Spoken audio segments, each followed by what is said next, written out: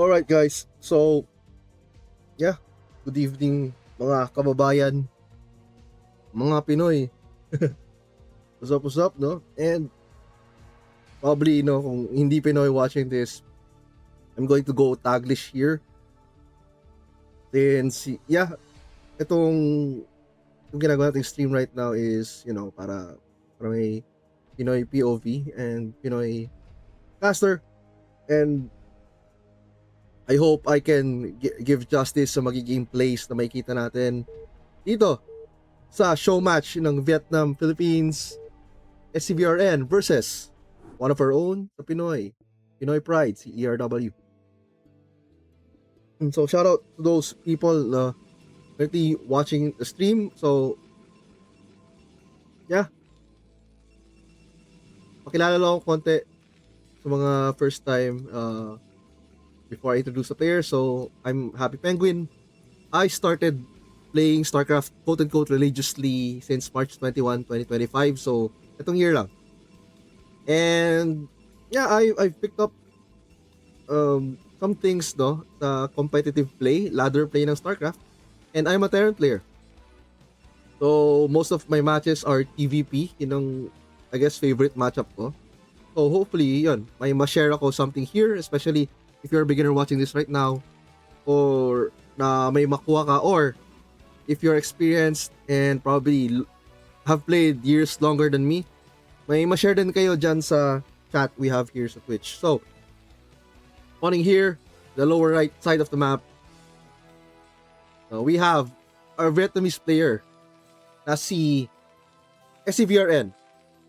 And on the lower left side of the map, we have our Protoss player, yung Pinoy Pride, na si erw. Now, itong few details lang about the players. So, when I asked the organizer about itong Terran player nila, sabi na he's been playing since 2008, no? And siguro may mga on and off, pero since 2008 pa siya nag-start mag-play, and he's a Terran player. So currently sitting at 1,500 MMR.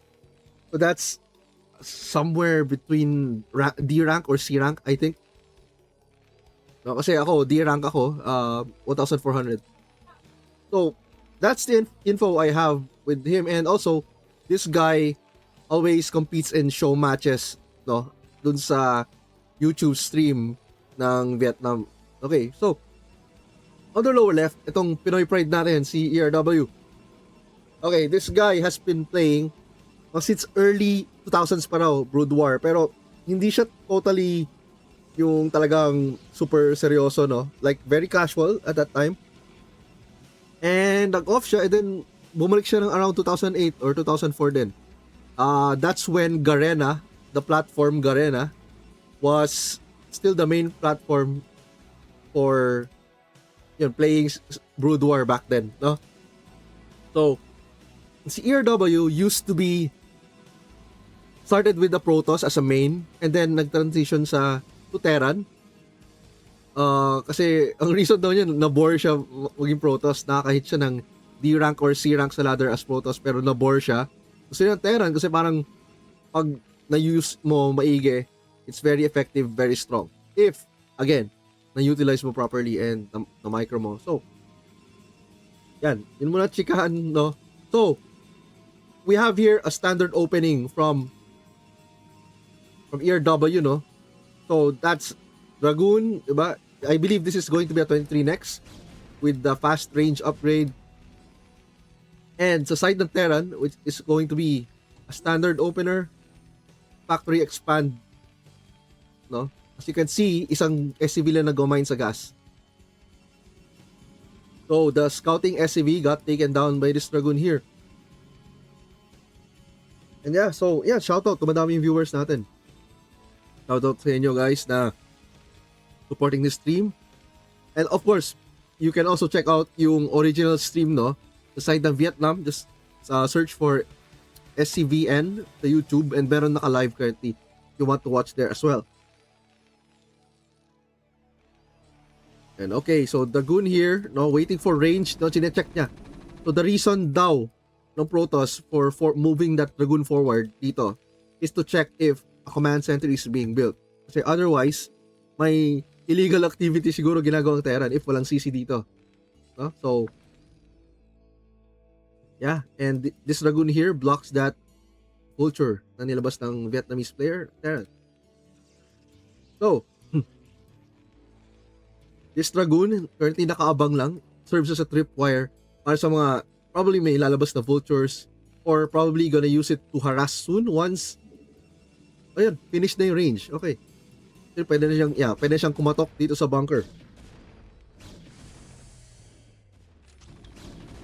Okay, now these Marines trying to push back the Dragoon. Actually, 3 Marines, no? Those hindi aware, 3 Marines can actually handle a single Dragoon. And what more, may tank pa, so definitely easily ma-push back, no?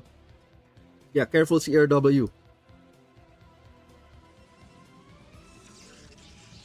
Okay, now we have robotics and we have 2 gateways. Yeah, soon, pag nabuo yung robotics, definitely mag-observatory. Now, Dragoons positioning here to block any vultures, no? Vultures still scouting for any suspicious activity. Baka kasi may proxy or anything.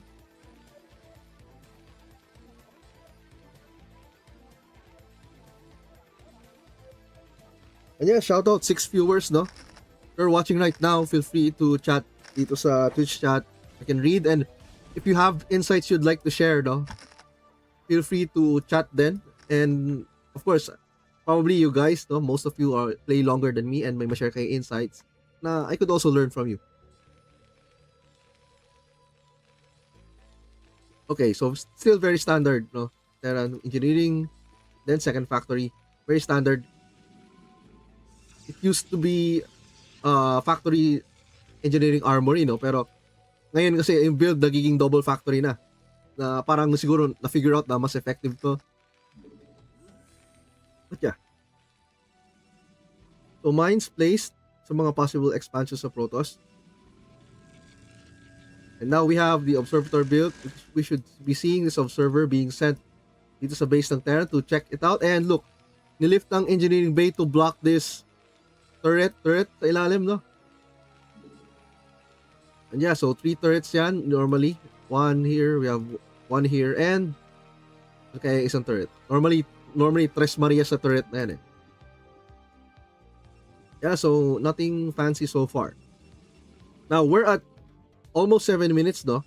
Pero si erw still hasn't taken the 3rd expansion yet. So ano kayang plano ni erw? Normally, at this time, no, 6-minute mark, you should be getting your 3rd. Siguro nagki-clear na siya ngayon. Oh yeah, napatay ng 30 yung observer. Narinig ko yung tunog kanina.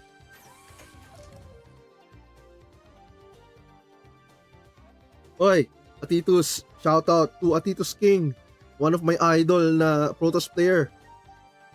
Shout out, good luck Team PH, ayan. Thank you for your support, Atitus. By the way, Atitus, kapatid siya ni, younger brother siya ni erw. So, yeah, family. I'm happy to see na magkadugo supporting each other, and yeah, that's what makes this game even better, no?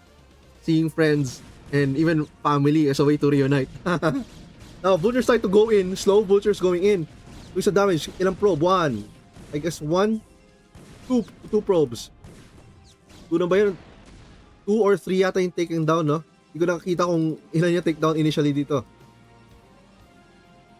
Okay, the 3rd is here na pinili ni erw sa 9 o'clock, which is far from the Terran's base, which kind of makes sense. Now, Terran is building up factory count. Okay, 5 fact count, no? Probably going for that 5 fact timing. Sakto, normally around 9 minutes. So before 9 minutes, no, may 5 factories being built. You start pumping out some tanks and vultures and go for that push. Natagal ko yung vision ni erw. Okay, vulture here trying to be annoying, a nuisance lang dito. And sa side ni erw, okay. Citadel. The Forge, alright. So currently 3 gates, pero wala pang observer inside the Terran base. Kaya pero siguro naman Terran player kasi si erw eh. So probably naamoy niya na potential 5 pack to.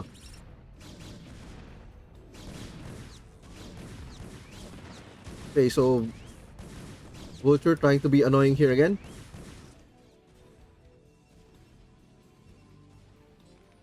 Okay, very on time, no?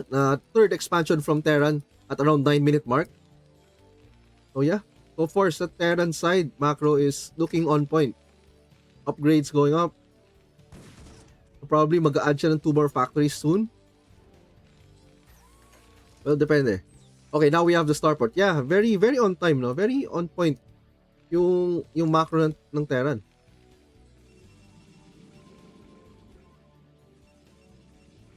Yeah, hello Hexa, shoutout sa'yo. Okay, so observer sees this third, of course.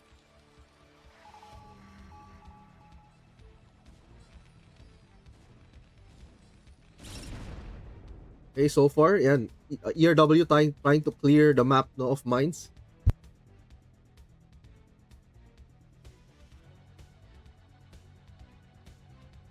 Okay, and dito na magkakasalubungan na ang Terran Army and Protoss Army. So there's goes the siege, and of course the Dragoons need to back out, no? Wala pa siyang Zealot, and yan, baka maging suicide mission if in-engage ng Protoss to.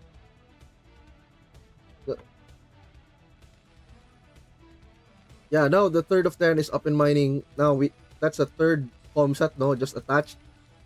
1, 2, 3, 4. Okay, 6 facts currently for Terran. And now mag-science facility nito perhaps? Yes. And then second armory, may kita natin dapat very soon for to get the 2-1 upgrade. In the meantime, ERW is still on 3 bases.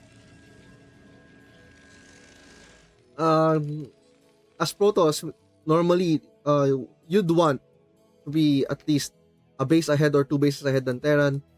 But right now, no, at this position, I think we can argue na Terran is ahead economy-wise.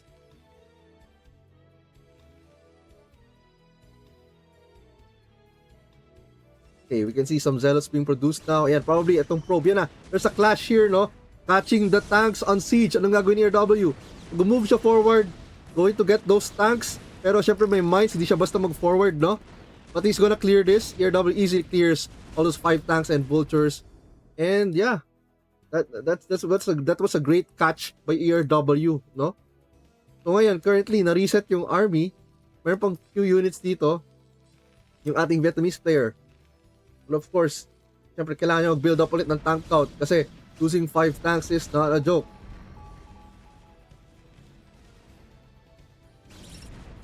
Okay, now ERW just clearing some mines now. Meanwhile at the base, ilang gates? 1, 2, 3, 4, 5, 7, 8. Okay, 8 gates currently. So we're now seeing 8 gates against 1, 2, 3, 4, 5, 6, 6 fact, 7 fact. According to this one Protoss friend, no, as Protoss, kung ilan factories ng kalaban na Terran, dun magre-reflect yung gateway count mo. So for every 2 factories, you should have 3 gateways. So this should mean 3, 6, 9, mga 10 or 11 gateways na up to this point. Dapat ang Protoss para makasabay dito sa 7 fact ng Terran. Okay, now we can see our Vietnamese player slowly rebuilding army. Pero hindi umiilaw ang kanyang armory, no? Ay, nakaano pa lang. Hindi niya na-upgrade. Oo. Namimiss ng Vietnamese player yung upgrades niya. Currently, nasa +1 pa lang. Okay, now ERW checking kung kaya mag-bust dito sa base ng Terran.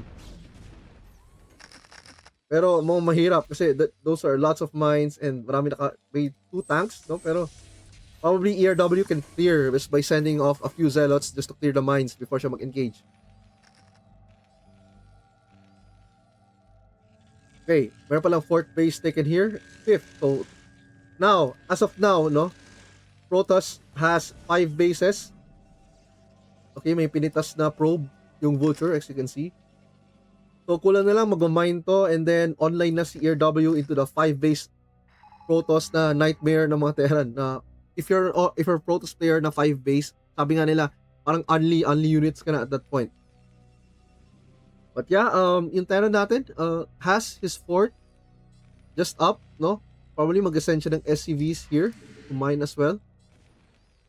para to, you know, fix yung saturate. Kaso, this was an amazing probe catch by our Vietnamese player. Oh, ubus! Naubos ang mga probes ni ERW. Aray. Okay. But, yeah, the ERW is not yet dead, no? Like, he can just rebuild probes, pero kahit na, sayang. Made-delay pa rin konti yung economy ni ERW. Just a bit, no? Okay, now, yun ang sinasabi ko. So, some zealots will be sent out, no? To clear some mines. Sila yung mga ally to clear some mines.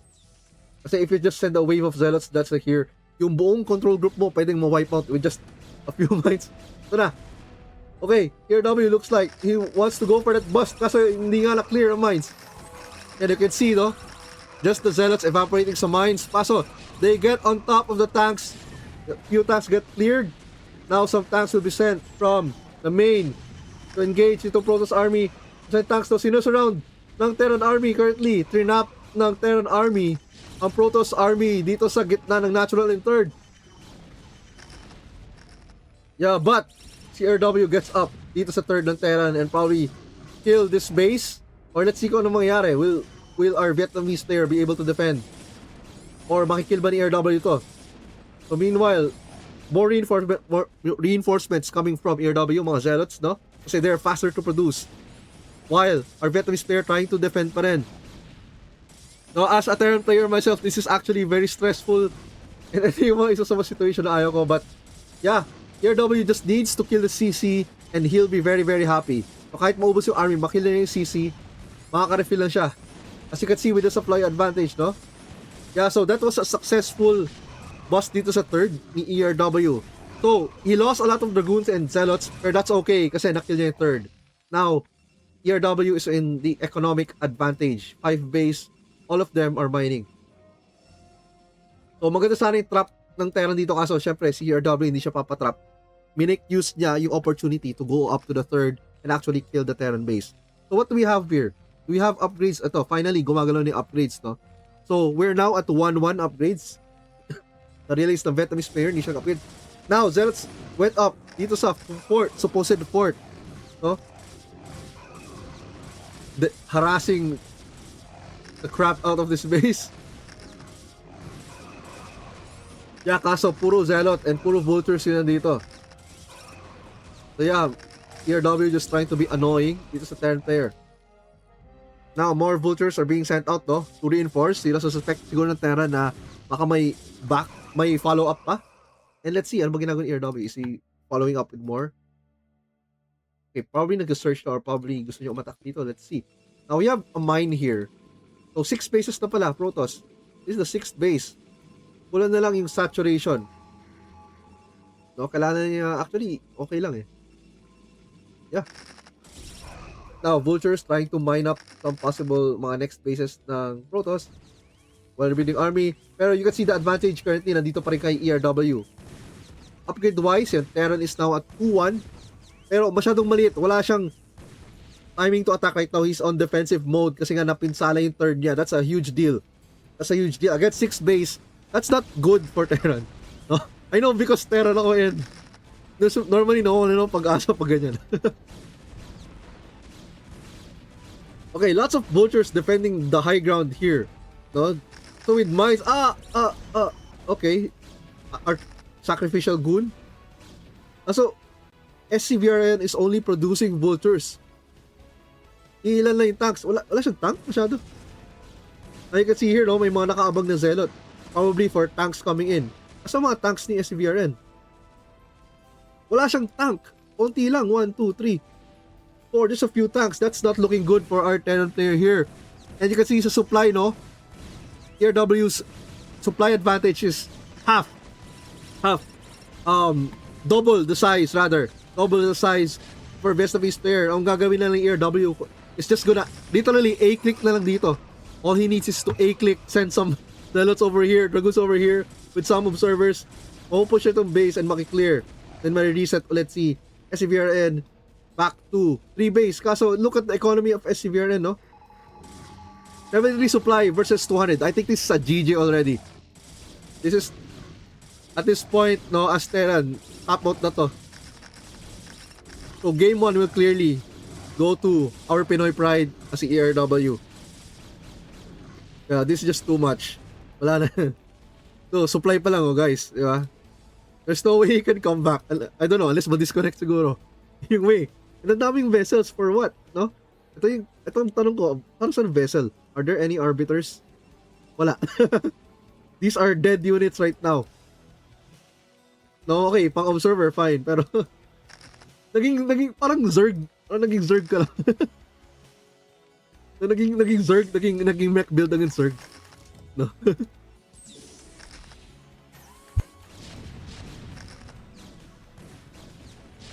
Nice, sipa computer. Yeah, si Bayagster, shoutout, no? One of the, actually, the best Protoss sa Pilipinas right now. Cheering for our fellow Pinoy player here. Yeah, tingnan mo. Actually, kung ako yung Protoss dito, gawa lang units A-click and I would win. No, kahit ganun lang gawin ni RW.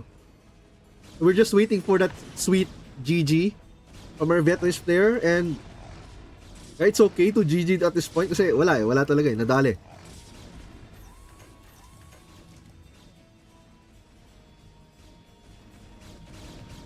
Yeah, so CC will get taken down.